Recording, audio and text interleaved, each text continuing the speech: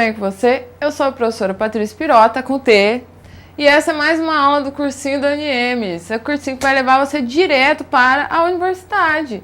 Hoje é mais uma aula de literatura, essa matéria linda, essa coisa bonita que representa o ser humano, e a gente vai ver o nascimento da nossa literatura. Agora sim, depois de ter falado dos português, tem todo, a gente vai falar do quinhentismo brasileiro, da descoberta, fazendo aquela cara de ironia, né, do Brasil, e de como a nossa literatura, que não era nossa literatura ainda, começou a ser desenvolvida. Então, o quinhentismo, ele acontece no mesmo período do classicismo, foi a aula que a gente viu anteriormente, né, lá em Portugal a gente tinha Camões, os Lusíadas e toda a grandiosidade portuguesa, enquanto no Brasil a gente tem uma literatura que vai contar, né, como é a terra, praticamente um relatório. Não que este período não tenha importância, só que eu não posso considerar uma escola literária, tá? O quinhentismo brasileiro é só um período de produções não necessariamente literárias, porque a gente tem a literatura de informação, a gente tem a literatura catequética, e essas literaturas elas não cumprem de todo o objetivo da literatura, que também é entreter. Eu tenho uma literatura com objetivo, mas eu perco esse entretenimento da literatura.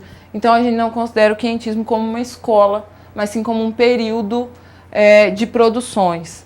Tá? Vamos dar uma olhadinha em qual é o contexto histórico desse quinhentismo. Um contexto que você já está cansado de saber, porque é a história do seu próprio país, olha só. Se você não souber, se liga, hein? A gente tem a era colonial brasileira, ou seja, Brasil... vai ser mais ou menos esse período aqui, tá? Mais ou menos ali.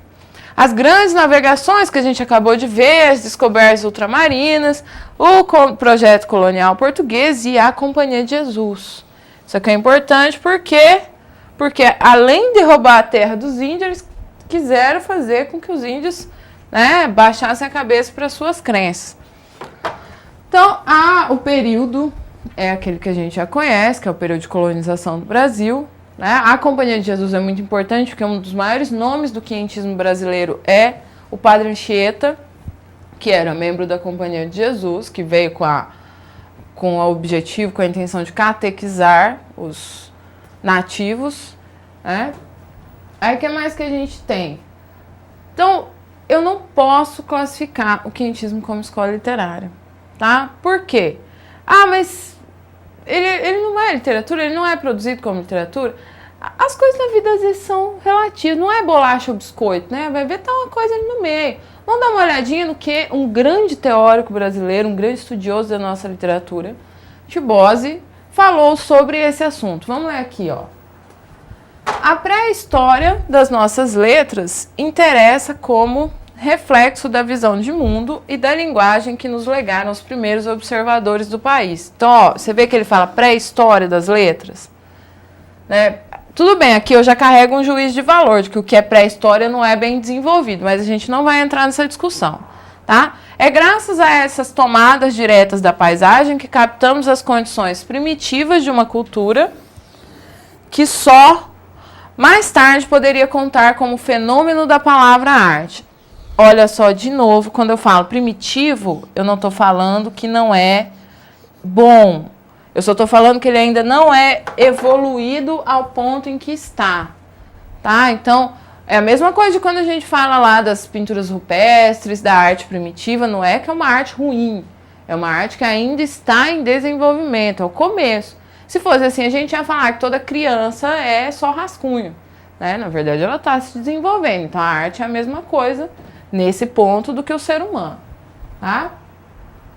Então, o que é o quinhentismo brasileiro? Se ele não é uma escola, ele é o quê? Ele é o conjunto dessas manifestações produzidas entre 1500 e 1601.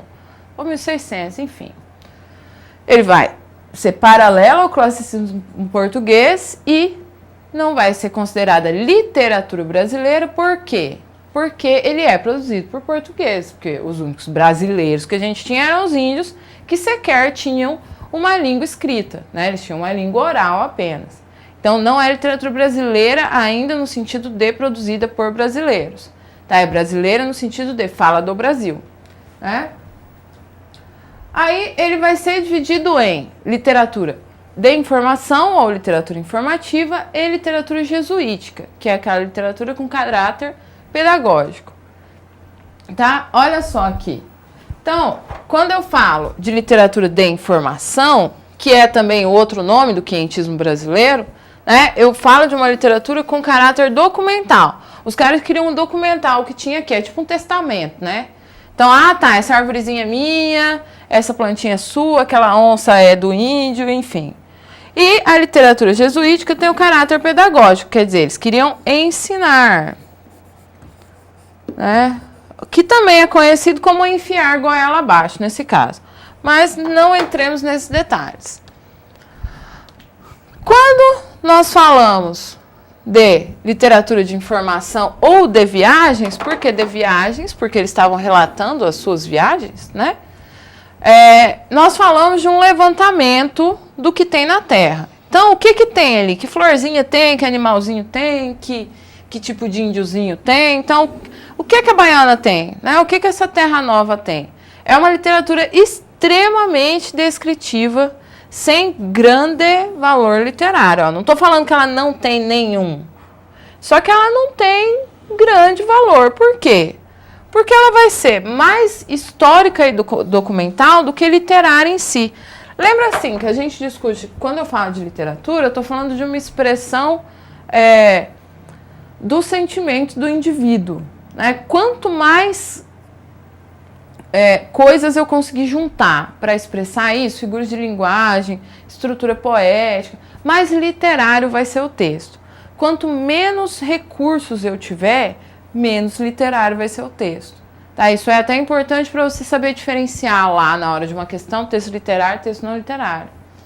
Então, eu tenho os textos nessa época que são moldados pela visão medieval ainda.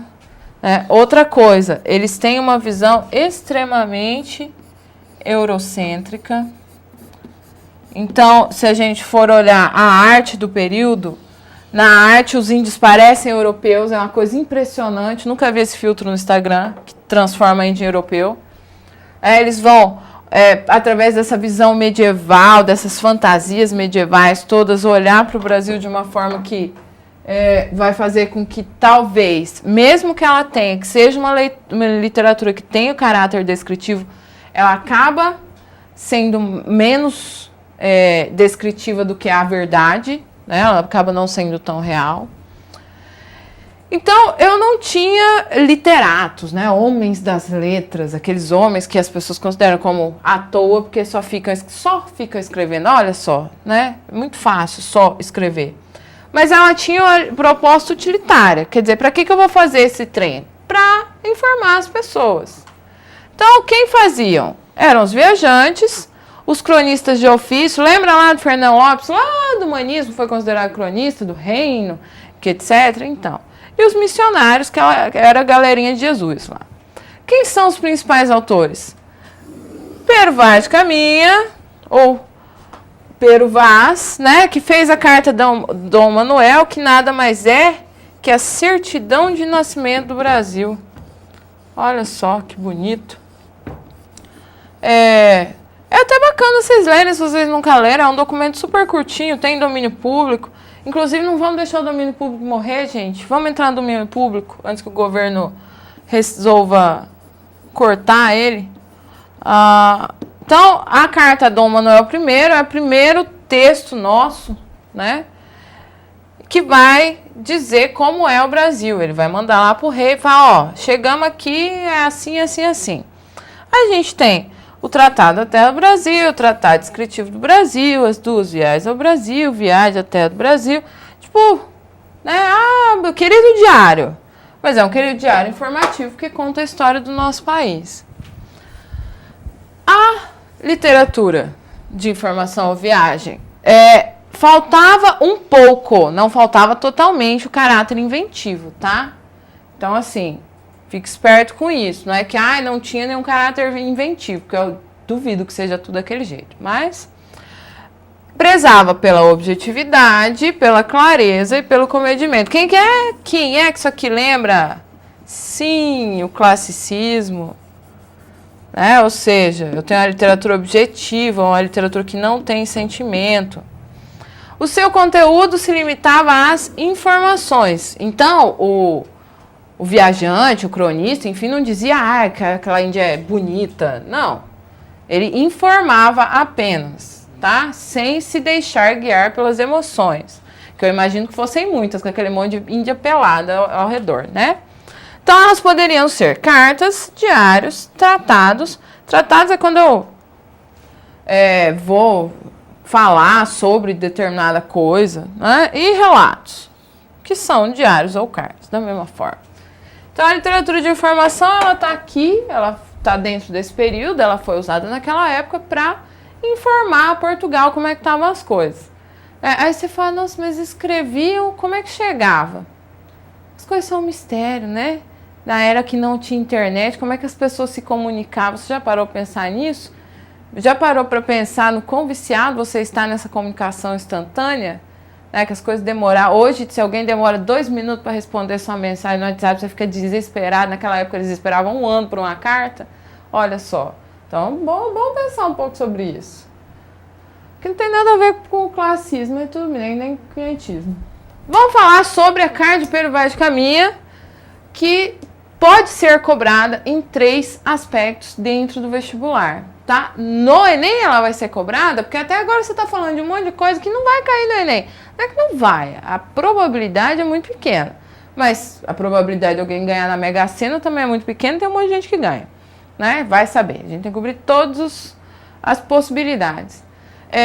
A carta cai porque ela vai influenciar o romantismo e ela vai influenciar o modernismo. E quem é o namoradinho do Enem? O modernismo, né?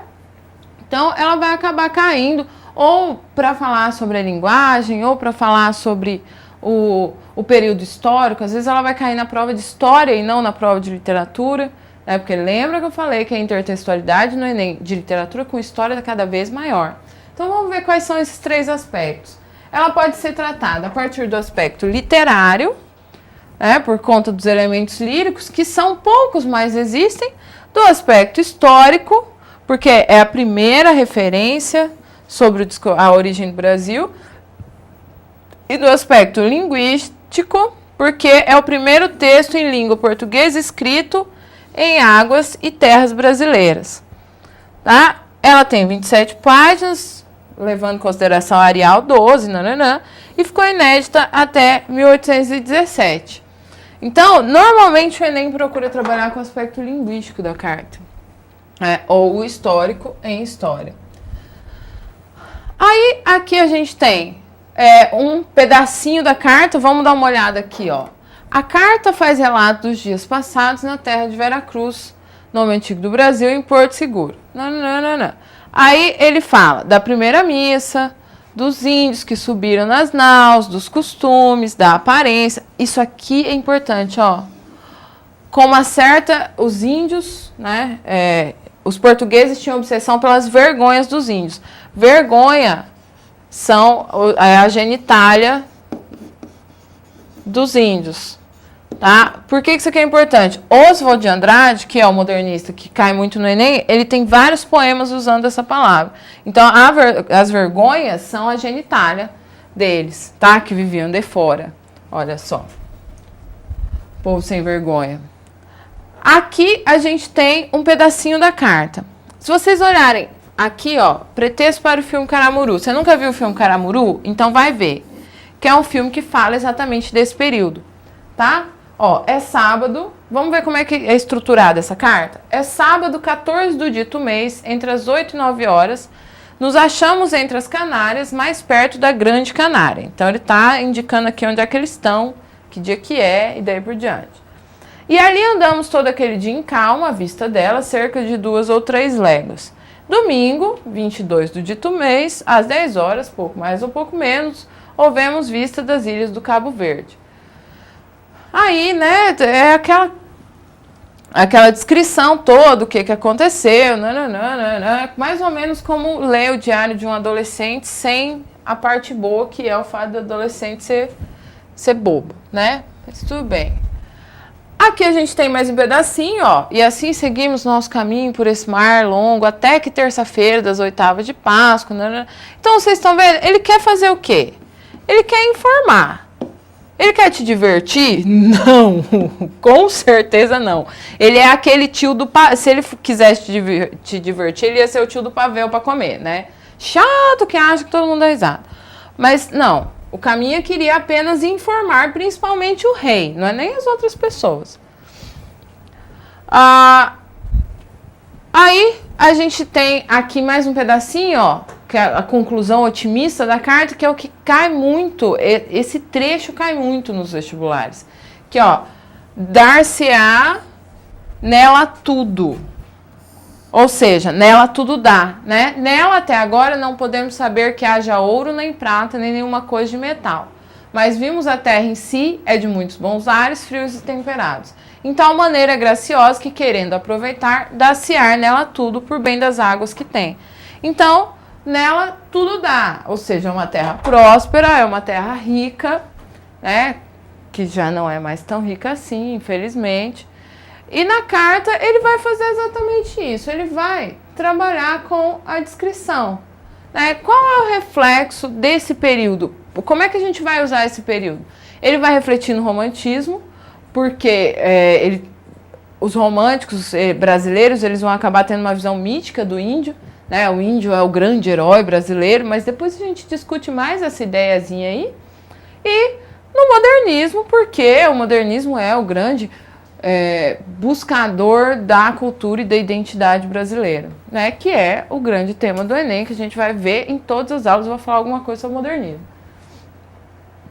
Agora vamos falar um pouquinho sobre a literatura jesuítica ou a literatura catequética. Vamos dar uma olhada em quais são as características dessa literatura. Então lembra, literatura informativa informava, catequética ela vai educar. Então eu tenho a figura do diabo associada ao chefe indígena, né? Por quê? Porque o diabo é mau e Deus é bom. A língua e a religiosidade tupi são exploradas, porque o padre Anchieta fez um trabalho lindo com o tupi, né? Que é a língua que mais se falava no período em que eles chegaram aqui, pelo menos no espaço em que eles estavam.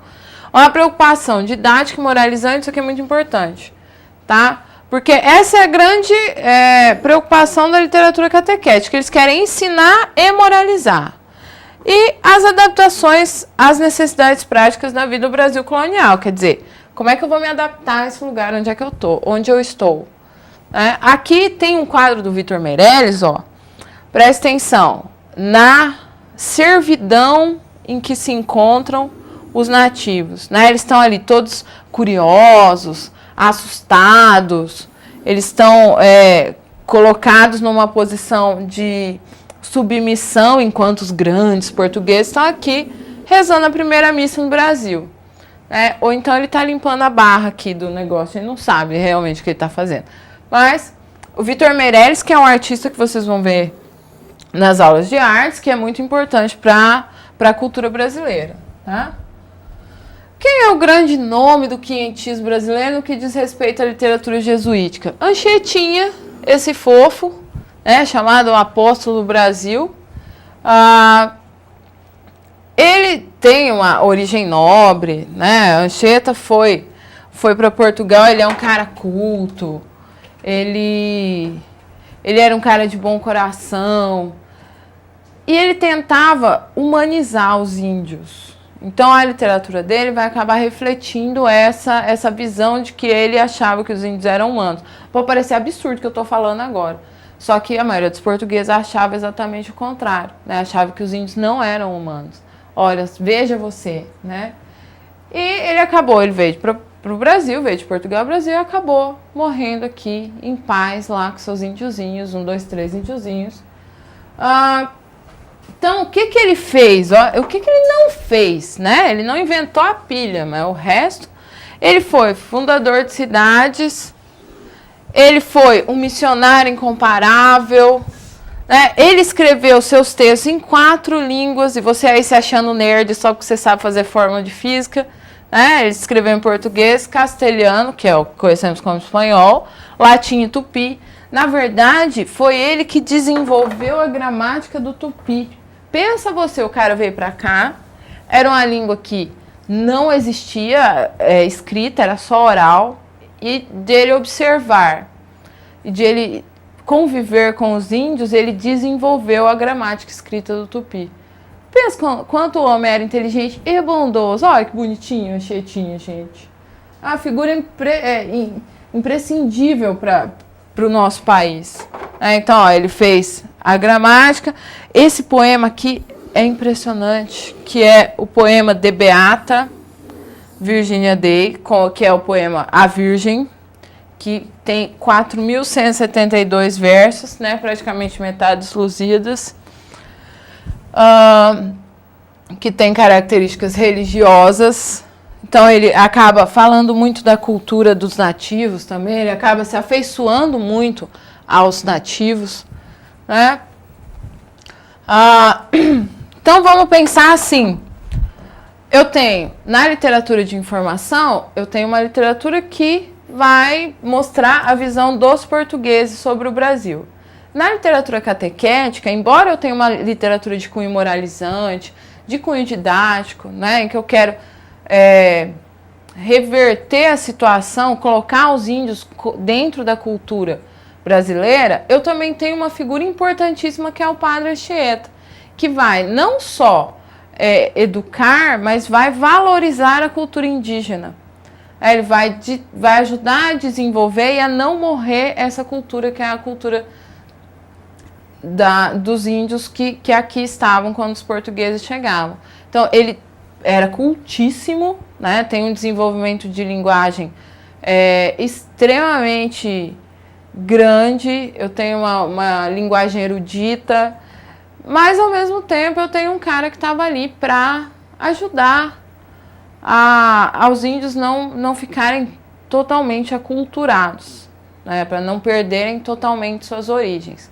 Agora a gente vai cantar uma musiquinha, presta atenção. Tem um macetezinho, né, que é uma música que o professor Joãozinho fez. Ele fez a letra com base numa outra música. E a gente vai dar uma olhadinha em como é essa letra, que tem os clássicos, os tópicos desse período, para ficar mais fácil de você gravar. Então, veja só. Aqui na Anchieta Song 2, né, que lembra o Blur, Song 2, a gente tem quais são as divisões do quinhentismo brasileiro, ou seja, eu tenho quinhentismo de informação e formação. Informação é literatura informativa. E formação é a literatura catequética. Tá? Então, aqui, literatura informativa e literatura catequética. Aí, as catequeses e as cartas, o maior nome de todos, que é o Padre Anchieta, né? Anchietinha, vamos botar um coração no Anchieta, gente, vamos. E o Caminha, que tá com a letra minúscula, é só que tinha que estar com a maiúscula. Então tem uma música agora eu esqueci do nome, do Creedence, que é mais ou menos assim, ó. Someone told you long ago, na na na na na na na, I know. Vocês lembram, né? Não, se você estiver pensando aí que não é da sua idade, eu vou te jogar uma praga, hein? Tô avisando. Então, vamos aqui, ó, no ritmo. O quinhentismo no Brasil é informação e formação, catequese as cartas. Finge que tem a guitarrinha, tá? Anchieta é um grande autor que entupiu os índios, doutrinou. E São Paulo ele fundou. Ó, que importante isso aqui, hein? Agora a parte que todo mundo empolga, né? Catequizou e teatros também fez. Catequizou e poemas fez também. O Anchieta foi do bem. O Caminha escreveu a primeira carta do Brasil. sobre a terra e as Índias. Pros jesuítas e cronistas, fazer arte não era a intenção, mas formação, informação. Aí volta lá pro refrão. Catequizou e teatro também fez. Catequizou e poemas fez também. O Anchieta foi do bem. E essa música vai ficar na sua cabeça o resto do dia. E, sim, assim como todos os demais macetes que a gente vai ver aqui depois. E não, eu não sou cantora, né, gente? Então faz favor, tenha piedade da professora. Então é mais pra você lembrar o quê? Que o Anchieta é do bem, né? Tomara que essa música fique mais na sua cabeça que a música do Pablo. Tomara. Agora vamos dar uma olhada aqui rapidinho no exercício antes de acabar a aula. Como é que isso pode ser cobrado? Uma universidade que gosta muito do quentismo é a UEL, lá de Londrina. Então, assinar a alternativa que caracteriza a produção literária do Brasil no século XVI.